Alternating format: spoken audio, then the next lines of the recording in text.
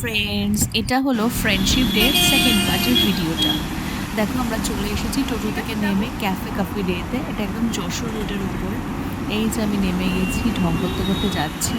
যাই হোক, আমি একটু বলে দিই, আমি প্রচণ্ড ঠান্ডা লেগেছে, তাই গলাটা এতটাই খারাপ, তোমরা একটু কষ্ট করে শুনে নিও।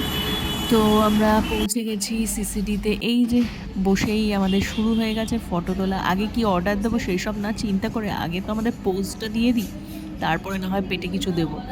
তো পোজ অ্যান্ড পোজ আমাদের মেয়েদের জীবনে এটাই হচ্ছে সবচেয়ে বড় জিনিস। ছেলেরা হয়তো এর গুরুত্বই বুঝতে পারবে না, বা এটার ভালো লাগা কি, যে পেটে আমাদের খেতে না দিলেও আমাদের একটু সাজতে দিলে আর চারটে ফটো আর রিলস ভিডিও করতে দিলে আমাদের আর কিচ্ছু লাগবে না। কি মেয়েরা আমার সঙ্গে কি একমত? তো একমত যদি হও তো অবশ্যই জানিও।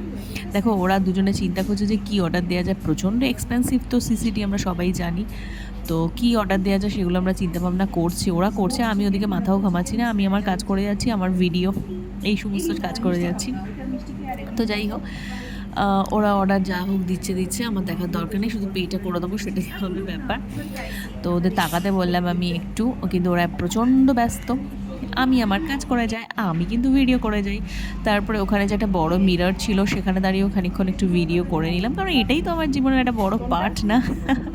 না না, এটা ভুল কথা, আমি সব কাজ করি, সমস্ত কাজই কিন্তু আমি করতে ভালোবাসি, সব কাজই একদম মানে পাংচুয়ালি করার মানে পাংচুয়ালি করতে ভালোবাসি, এটা হচ্ছে কথা।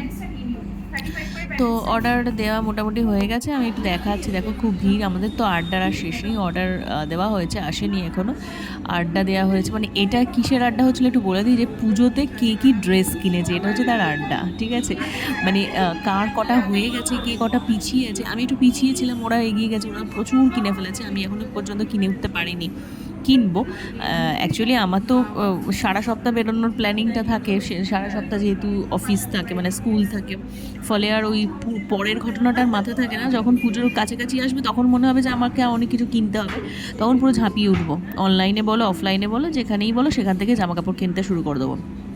তো সেটা হচ্ছে এখন আড্ডা চলছে, যে কে কতটা ড্রেস কিনলো না কিনলো সেগুলো নিয়ে চলছে, কার কতগুলো আছে, কী কী কালার হচ্ছে, কোন দিন কী পরবে, কোনটা পঞ্চমী, কোনটা ষষ্ঠী, কোনটা সপ্তমী, কোনটা অষ্টমী, এই হচ্ছে গেল। যাই হোক, তার মাঝখানে আমরা একটু পোজও দিয়ে দিলাম, একটা বন্ডিংয়ের ব্যাপার স্যাপার রয়েছে আমাদের মধ্যে, তো সেই পোজটাও দিয়ে দিলাম। অ্যাকচুয়ালি মেন্টালিটি সেম না হলে কখনো বন্ডিং হয় না, তো অবভিয়াসলি চলে এসেছে। এগুলো হচ্ছে যে এটা ছিল সেদিনে, ভুলে গেলাম আমি, চোকো শেক ছিল।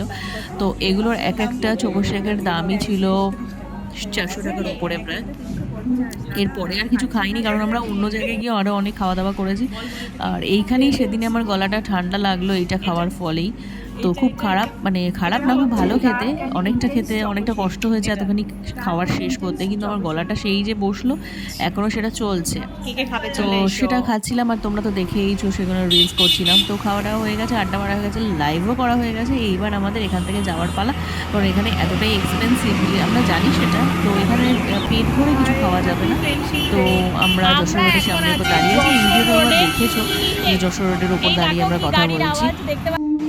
এবার আমরা অন্য জায়গায় চলে যেতে হবে, তো সেটার জন্য আমাদের টোটো দাদা যে রয়েছে তাকে ডাকা হলো, এই যে চলে এসছে।